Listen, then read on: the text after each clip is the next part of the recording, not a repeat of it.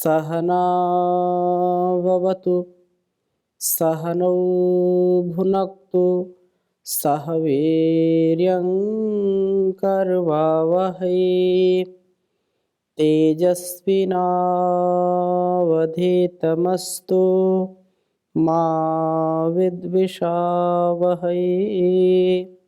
ओम शांति शांति शांति।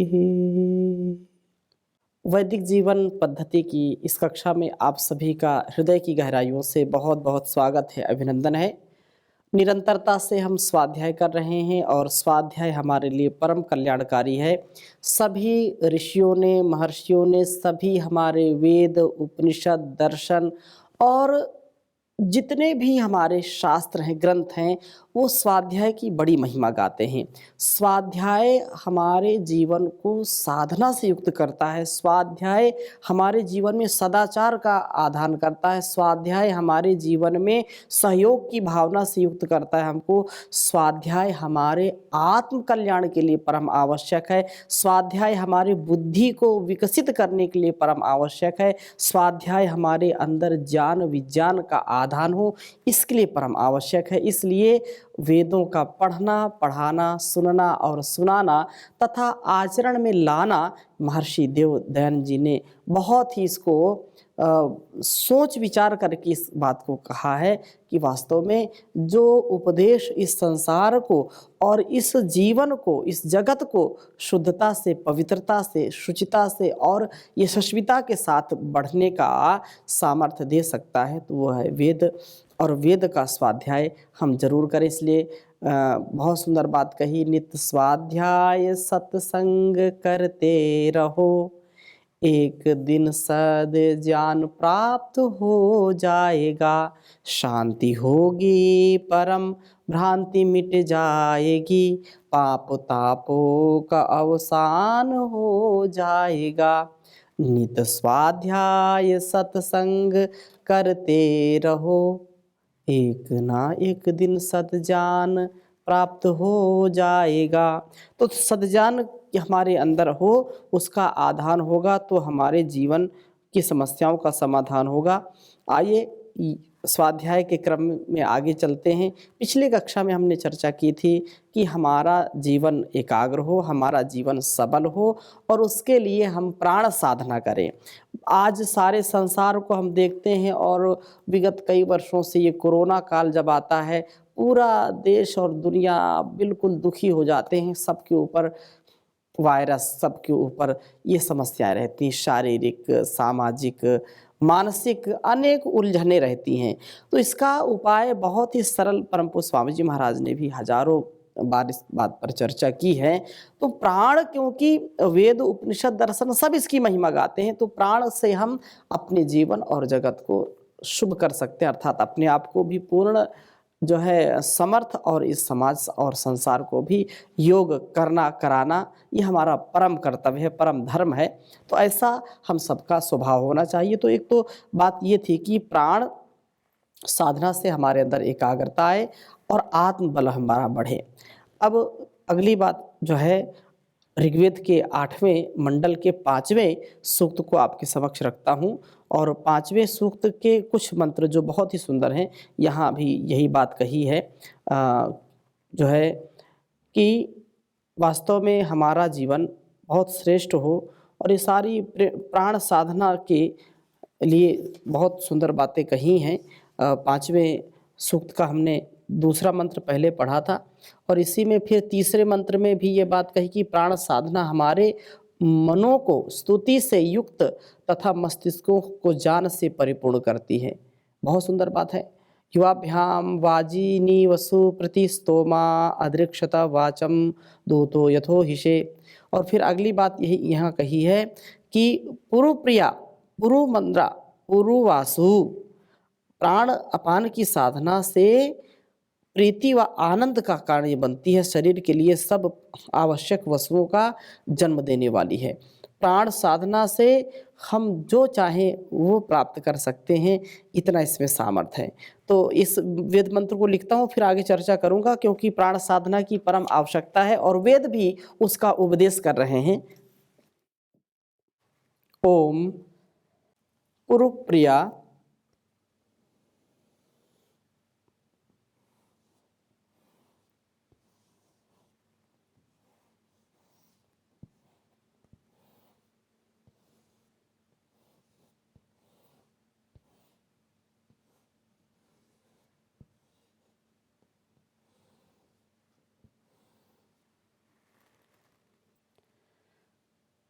प्रण ऊतये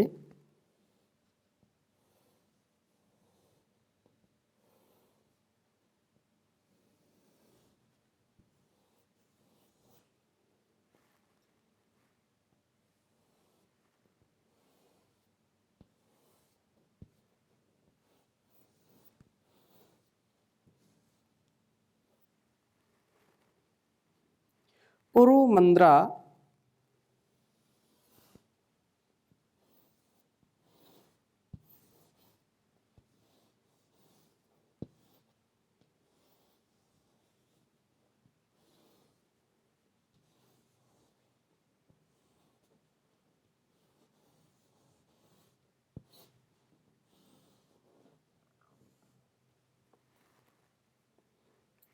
पुरुवसु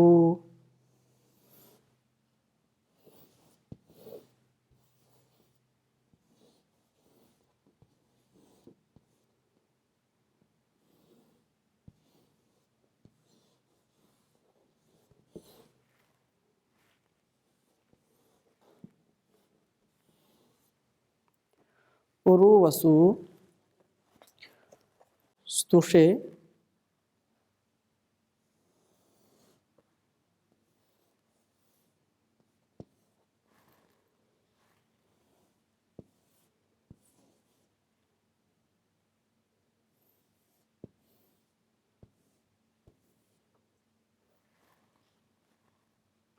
तृणवासो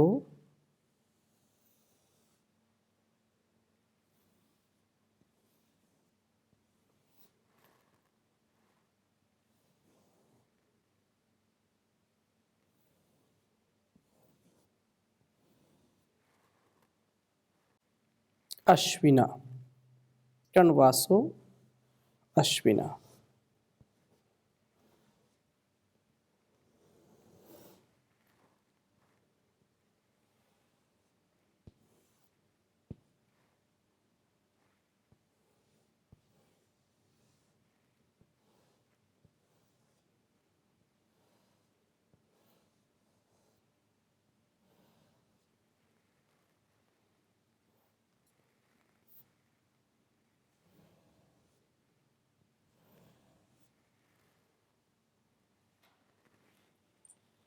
ऋग्वेद के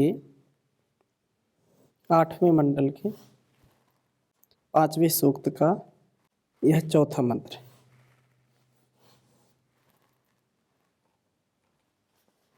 बहुत सुंदर वेद मंत्र है। प्रथम उच्चारण कर लेते हैं। ओम पुरुप्रियाण ऊतये पुरुमंद्रा पुरुवसु स्तुषे कर्णवासो अश्विना। ओम पुरुप्रियाण ऊतये पुरुमंद्रा पुरुवसु स्तुषे कर्णवासो अश्विना। अश्विना जो प्राण और अपान, नह ऊतये हमारे रक्षण के लिए हों। प्राण अपान जो हमारे जीवन की समस्याओं का समाधान है।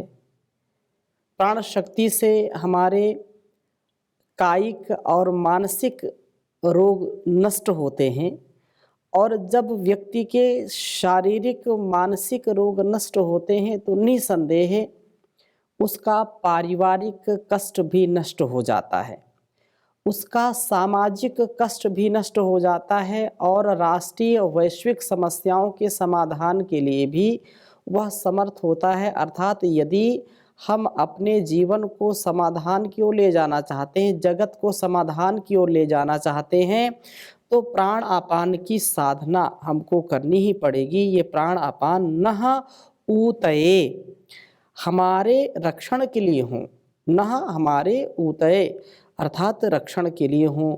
ये प्राण अपान पूर्व प्रिया खूब ही प्रणीत करने वाले हैं, हमारी खूब रक्षा करने वाले हैं, प्रीति का अनुभव कराने वाले हैं। इनकी साधना से हमारे अंदर का जो मैत्री भाव है, जो करुणा का भाव है, जो परस्परता का भाव है, जो प्रेम का भाव है, स्नेह का भाव है, वो विकसित होता है। व्यक्ति को पूरे समष्टि में बहुत ही प्रीति और बहुत ही करुणा की चित्तवृत्ति उसकी बन जाती है, अर्थात उसका जो स्वभाव है वो ममत्व से, ममता से युक्त हो जाता है, जानपूर्वक व्यवहार करता है। और ईशावास्यमिदं सर्वं यत् किंच जगत्याम जगत तेन त्यक्तेन भुंजी था मागृधा कस्य स्विद्धनम। ऐसी भावना से, ऐसे वह विचारों से युक्त हो जाता है कि अपना और अपने लोगों का तथा इस संसार का हित उसके लिए सर्वोपरि होता है, कल्याणकारी उसका जीवन हो जाता है। इसलिए इस बात को कहा है कि वह अंतः प्रीति का अनुभव कराती है। निरोगता के कारण चित्त में भी प्रसन्नता का अनुभव होता है। यदि व्यक्ति रोगी है, शरीर में कोई छोटा रोग हो या बड़ा रोग हो, तो व्यक्ति का मस्तिष्क भी स्थिर नहीं रहता है, मन शांत नहीं रहता है, मन चंचल रहता है, परेशान रहता है, व्यक्ति चिंतित रहता है और अलग अलग प्रकार से फिर और अपने तन और मन को रोगों से ग्रस्त कर लेता है। लेकिन जब वो प्राण साधना करता है, प्रभात में उठता है, प्राणापान की साधना करता है, प्राण विद्या, ये जो अष्टांग योग की चर्चा है उसका जो पालन करेगा, प्राण साधना करेगा, तो वो तन मन से पूर्ण स्वस्थ रहेगा, पूर्ण संतुष्ट रहेगा, पूर्ण सरलता के साथ जीवन को जीने वाला होता है। तो ये बात कही है कि वह प्रसन्नता का अनुभव हर पल कर पाता है तथा पूर्व मंद्रा ये खूब ही आनंद को उत्पन्न करने वाले हैं। मन वस्तुओं को प्राप्त करने वाले ये जो हमारा सामर्थ्य है, इस सामर्थ्य से, इस तेजस्विता से हम युक्त होते हैं, जिससे हम अपना तो कल्याण करते ही हैं, दूसरों का भी कल्याण करते हैं, पालक व पूरक वसुओं को प्राप्त कराने वाले हैं। निवास के लिए आवश्यक तत्व ही वसु हैं। प्राण साधना से सब वसुओं की प्राप्ति होती है। जो प्राण साधना करता है, जो प्राणायाम करता है, वो किसी से नहीं डरता, वो मृत्यु से भी नहीं डरता, क्योंकि प्राण साधना करने से व्यक्ति निरोगी हो जाता है। और प्राण साधना करने वाला व्यक्ति उन सूक्ष्म बातों को भी बहुत ही गहनता के साथ, बहुत ही समझ के साथ उनको आत्मसात कर लेता है, जिससे उसको इस संसार को छोड़ने में कोई दुख भी नहीं होता है। और वह जो है मन के प्रसाद से सदा युक्त रहता है, पवित्रता से युक्त रहता है। इसलिए आवश्यक तत्व वसु है। प्राण साधना से सब वसुओं की प्राप्ति होती है। सो कणवासा मेधावी पुरुष इन प्राणापान के स्तुषे स्तवन के लिए होते हैं। प्राण आपान के गुणों का स्मरण करते हुए वे इनकी ही साधना में प्रवृत्त रहते हैं। तो प्राण साधना प्रीति व आनंद का कारण बनती है। प्राण साधना हम करते हैं तो इससे अपने परस्पर के प्रेम भी अच्छे हो जाते हैं। परस्पर का जो संबंध है वो प्रेम से युक्त हो जाता है, स्नेह से युक्त हो जाता है, और वह व्यक्ति स्नेह की डोर में बंधा रहता है, उसको कभी अतिक्रमण उसका नहीं करता है। तो प्राण साधना से लाभ क्या बताया विशेष रूप से कि प्रीति व आनंद का कारण बनती है। यह प्रीति भी रहती है और आनंद से युक्त, क्योंकि संसार का सुख मिलेगा, सुख के लिए यदि आप आगे भागेंगे, भौतिक सुख उससे कई गुना दुख मिलेगा। यदि हम मज़ा चाहते हैं तो उसके लिए सज़ा भी मिलेगी। हम विपरीत भोग भोगने के लिए विवश हो जाते हैं, ना चाहते हुए भी करना पड़ता है। लेकिन जो व्यक्ति योग में जीवन जीता है, जिसका आनंद से गहरा संबंध हो गया है, अर्थात वह कभी भी गलत विचार नहीं, गलत आहार नहीं, गलत संस्कार नहीं, जब ऐसा वो सुसंस्कारित हो जाता है तो वह वास्तव में तेजस्वी हो जाता है और वह जो है प्रत्येक स्थिति में अपने कार्य के लिए उद्यत रहता है तो उसको प्रीति और आनंद से युक्त तो यह प्राण साधना बनाती है उसको। दूसरी बात, शरीर के लिए सब आवश्यक तत्वों को, वस्तुओं को जन्म देती है। ये बहुत बड़ा विज्ञान है। हमारे शरीर में सब कुछ विद्यमान है। हमारे शरीर में सप्त धातुएं विद्यमान है। हमारे शरीर में सब टूट फूट कितनी होती रहती है, हजारों हजारों लाखों करोड़ों बार हमने शरीर को पीड़ित किया है, लेकिन यह शरीर जो परमात्मा के द्वारा बनाया गया है, इसमें सब टूट फूट है वो सब ठीक होती रहती है अपने आप। इसमें जो कमियां होती हैं वो अपने आप ठीक होती रहती हैं। इसलिए यह जो है अत्यंत प्राण साधना हमारे लिए आवश्यक है। प्राण साधना करने से हमारे अंदर कभी भी कोई ऐसे जो है तात्विक कमी नहीं होती है। सभी तत्व, सभी विटामिन, सभी मिनरल्स पूर्ण रूप से व्यवस्थित होते हैं। तो यह बहुत ही सुंदर बात कही है। और इसी प्रकार से चौथे मंत्र में और पांचवें मंत्र में भी ये कहा है। यह तो चौथा मंत्र है, पांचवें मंत्र में कहा है ओम महिष्ठा वाजसातम ये शयताम शुभस्पति गंतारा दाशुषे गृहम। कहा कि हे प्राण आपान, महिष्ठा हमारे लिए दातृतम और सर्वोत्तम दाता हैं आप, जैसा पहले मंत्र में कहा है। और सब वस्तुओं को देने वाले हैं, क्योंकि आपके रहने से ही हमारा अस्तित्व है। यदि आप नहीं होंगे तो हम भी नहीं होंगे। आपके कारण ही हमारी ये सारी गतिविधि चल रही है। आपके ही विशेष कृपा के कारण ही हमारा जीवन और ये सारा जगत चल रहा है। सारा त्रिदिवीयत प्रतिष्ठितम, जैसे तीनों लोकों में जो कुछ भी है वह प्राण के कारण है। तो इसलिए कहा कि आप वस्तुओं को देने वाले हैं। वाजसा तमा, शक्ति को प्राप्त कराने वालों में सर्वोत्तम है। प्राण साधना से वीर की ऊर्ध्वगति होकर के शक्ति बढ़ती है। और ईशयंता, ये हमारे लिए प्रभु प्रेरणा की और कामना वाले के लिए होते हैं। प्राण साधना से हृदय निर्मल हो जाता है, ये बात बिल्कुल सत्य है। जो बहुत वासनाएं भरी होती हैं हमारे अंदर, जन्म जन्मांतरों की वासनाएं होती हैं, वो जल्दी जाती नहीं। व्यक्ति चाहता है कि यही कितनी जल्दी चले जाएं, हम पूर्ण स्वस्थ हो जाएं, तन से मन से स्वस्थ हों, व्यवस्थित हों। लेकिन वो जो संस्कार पड़े हुए हैं, वो जन्म जन्मांतरों की जो वासनाएं पड़ी हैं, वो हमको खींच करके भोग की ओर ले जाती हैं, हमको खींच करके क्षणिक सुख की ओर ले जाती हैं, जिससे व्यक्ति धराशायी हो जाता है। लेकिन जो प्राण साधना करता है, नित्य प्रति योगाभ्यास करता है, तो कहा कि वह निर्मल हो जाता है, अंदर से भी निर्मल और बाहर से निर्मल। तो इस निर्मल हृदय में प्रभु प्रेरणा सुनाई पड़ती है। प्रभु की जो उच्च प्रेरणा है वह हमको सदैव सुनाई पड़ती है। इस प्रकार से शुभस्पति हमारे जीवनों के जो है जो क्षण हैं, उन जीवनों में शुभ कर्मों के, सौंदर्य के आप रक्षक होते हैं। आपके कारण ही सारे हम कार्यों को कर पाते हैं। यदि शरीर से हम कोई कार्य करते हैं, कुछ वस्तु उठाते हैं, तो वह वस्तु जब तक श्वास नहीं भरेंगे वो उठेगी नहीं। हम कदम बढ़ाते हैं तो भी श्वास प्रश्वास करते हैं, श्वास प्रश्वास लेते और छोड़ते रहते हैं। तो ये जो संसार का व्यवहार है, जितना बड़ा आप कार्य करेंगे उतना ही आपको प्राण शक्ति की आवश्यकता होगी। इसलिए आपको जो है हे प्राणापान दासुषा, दासवान के देने की वृत्ति वाले त्यागशील के गृहम, शरीर रूप गृह को गंतारा प्राप्त होने वाले हैं।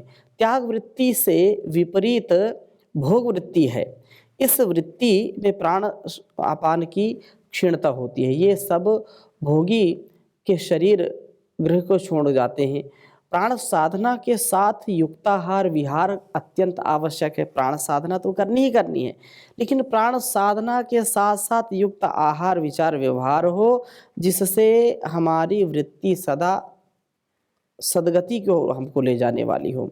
प्राण साधना शरीर में सब आवश्यक वस्तुओं की स्थापना करती है, शक्ति को देती है।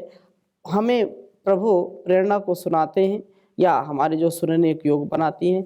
हमारे में प्रभु का रक्षण करती है। इस साधना में भोग वृत्ति का नितराम विघातक है। जो साधक हैं उनके आसपास कोई भी बाधक वस्तु, बाधक व्यक्ति, बाधक स्थान आता भी है कोई किसी भी प्रकार से, तो उसको वो रोकने में या उस भोग वृत्ति से दूर रहने में, अपनी योग वृत्ति में वो निर्लेप भाव से, निष्काम भाव से लगे रहते हैं, जिससे उनकी साधना भी अच्छी प्रकार से पूरी हो जाती है।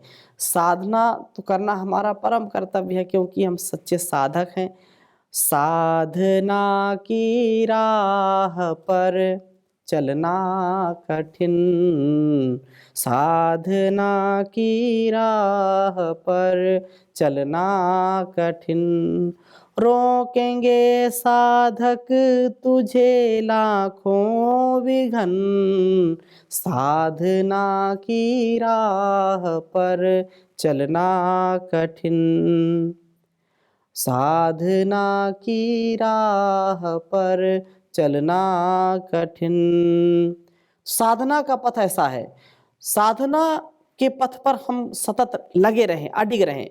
साधना की राह पे रुकना छोड़ दे, साधना की राह पे रुकना छोड़ दे, जो तुझे रोके वो बंधन तोड़ दे, टूटे ना विश्वास छूटे ना लगन, टूटे ना विश्वास छूटे ना लगन, रोकेंगे साधक तुझे लाखों विघन, साधना की राह पर चलना कठिन, साधना की राह पर चलना कठिन। तो साधना का ये पथ कठिन तो है, लेकिन इसके लिए फिर और आगे बात कही है। कहा कि ओम तासुदेवाय दाशुषे सुमेधामति वितारिणीं घृतैर्गव्योतिक्षमुक्षतम्। ये छठे मंत्र में भी बहुत सुंदर बात कही है कि ये जो प्राणापान हैं, तो ये दोनों प्राणापान शुभ देव वृत्ति वाले दाशुषे, भोग वृत्ति से ऊपर उठने वाले जो दाशवान पुरुष के लिए हैं, और अवितारिणीम, अहिंसक व अनपायनी स्थित सुमेधाम, उत्पन्न मेधावृत्ति जो है उत्तम मेधा से युक्त कर देती है। हे प्राणापानो, आप इस साधक के गव्युतिम इंद्रिय रूप गव्यों के प्रचार क्षेत्र को घृतई ही निर्मलता व ज्ञान दीप्ति से अक्षतम सिक्त करते हैं। प्राण साधक की वृत्तियां जो है इंद्रियां निर्मल और निसंदेह निर्मल कर्मों को करने वाली तथा ज्ञान दीप्ति को बढ़ाने वाली होती हैं। हम निर्मलता से कर्म करें, क्योंकि आज का जो दौर है, लोग धन के लिए पता नहीं क्या क्या करते हैं, लेकिन निर्मल ज्ञान वृत्ति के साथ, हमारे निर्मल इंद्रियों के साथ निर्मल हमारा अर्थार्जन भी हो। हम संसार में आए हैं तो संसाधन के रूप में बहुत सारी चीज़ें होती हैं, तो संसाधन भी हमको चाहिए। संसाधन के लिए विशेष रूप से जो एक तो ये सबसे बड़ा साधन परमात्मा ने दे ही रखा है, लेकिन इस सांसारिक जो चकाचौंध है, इसमें भी अपने आप को स्थित रखें, इसमें हम अपने आप को प्रतिष्ठित रखें, उसके लिए भी हमको योग की शक्ति परम आवश्यक है। इसलिए इस बात को कहा है कि ज्ञान वृद्धि भी हो, कार्य में प्रवृत्ति भी हो, और इंद्रियों पर नियंत्रण भी हो, तथा स्थिर और शांत चित्त वाले हो जाएं, शांत मेधा वाले हो जाएं, तो ये बहुत उत्तम बात होगी। इस दृष्टि को हमको सदा अपने सामने रखते हुए ही अपने कार्यों का निष्पादन करना चाहिए, और प्रभु की जो है शरणागति में हमको रहना चाहिए। प्रभु का सदा हमको स्नेह मिले और हम उत्तम उत्तम गुणों से युक्त हों। सबसे उत्तम नाम ओम का, सबसे उत्तम नाम ईश का। ओम ही एक प्यारा है, जिसके जप से होता निश्चय, दुखों से छुटकारा है। आ उमा शब्दों से मिलकर ओम नाम समुदाय बना, सकल नाम इसमें प्रभु के हैं, इसका भी महत्व बना। ऋषि मुनि जानी योगी जन ने यही नाम उच्चारा है।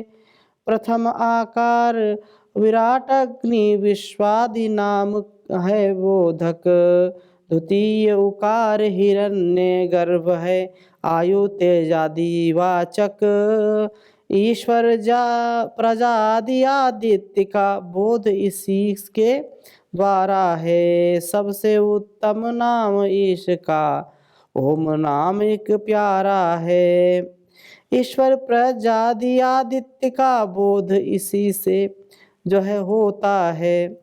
उपनिषद वेद शास्त्र गीता ने ओम की महिमा गाई है, ये अनादि है अनाद ओम, सारस्वत सदैव सुखदाई है। कहें कला लाल मन ओम नाम का एक ही ये सहारा है, कहे लाल मन ओम नाम ही सबका एक सहारा है। सबसे उत्तम सबसे सुंदर इस नाम ओम एक ही प्यारा है, जिसके जप से होता निश्चय, दुखों से छुटकारा है जी, दुखों से छुटकारा है। ओम शांति शांति शांति।